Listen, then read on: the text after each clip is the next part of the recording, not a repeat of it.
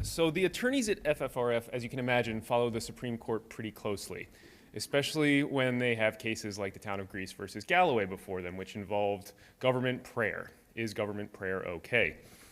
We wrote a brief for the court in that case, and then we analyzed every possible outcome to death amongst the 5 or 6 of us every single day until a decision came down. While we were analyzing it, we were also brainstorming ways that we could get around a bad decision because we weren't that hopeful that it was going to come down the right way. We wanted to prepare for the worst. And we wanted to encourage activism if a bad decision came up, make some lemonade with a sour decision. And we figured the court was going to decide that the prayers were fine so long as they were open to anybody. And that's pretty much what they did. So we wanted to encourage a way for FFRFers, for atheists, agnostics, and other freethinkers to get up there and take advantage of that opportunity to deliver a message for us.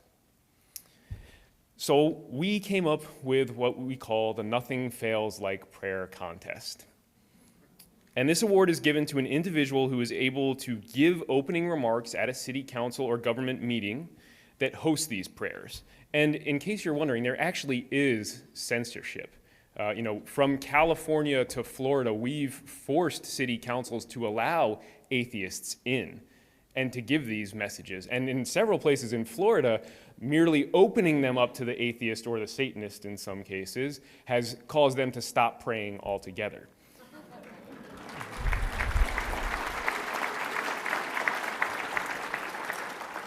So the Nothing Fails Like Prayer Award includes an expenses-paid trip to FFRF's annual convention, a plaque, $500, and a chance to repeat the secular invocation that you gave at your city or county meeting here before this crowd.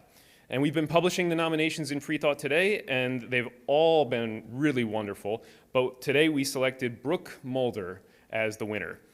Brooke gave her secular invocation before Glendale, Arizona.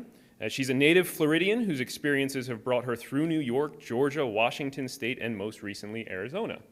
Outside of work, she spends Monday through Saturday trying to stop her 2 giant dogs from shredding all the toilet paper in the house.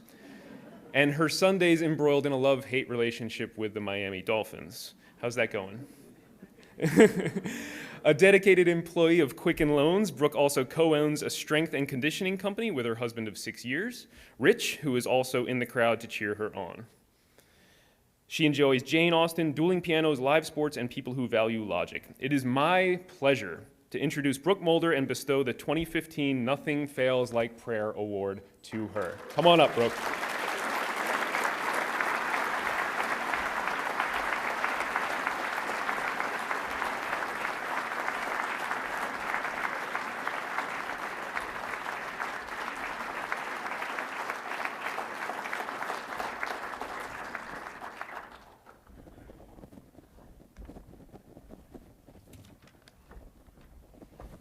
Hello. I don't really like public speaking, so my original invocation was very nerve-wracking, but I think that this one will be a lot easier for me. So this is the invocation that I read for the Glendale City Council meeting in Arizona. The purpose of the invocation read before each City Council meeting is to add solemnity to the proceedings. I can't think of anything more solemn or significant than the act of democracy itself. As citizens of this great country, we have the right to participate equally in the proposal, development, and creation of laws. We may choose to do this directly by serving on a city council, as governor, or even as president of the United States, or we may choose to participate indirectly by electing representatives to act in our interests. Let us all take a moment to reflect on why we are here tonight. If you're here, you may have chosen a path of serving your electorate to the benefit of their welfare, or you may have concerns you've chosen to bring in front of the council. We should be grateful that the city of Glendale has those who are willing to serve and those who trust in the system enough to participate in the process. It is people like those that enable us to truly govern ourselves. My principles as a secular humanist teach me to rely on reason and our common humanity.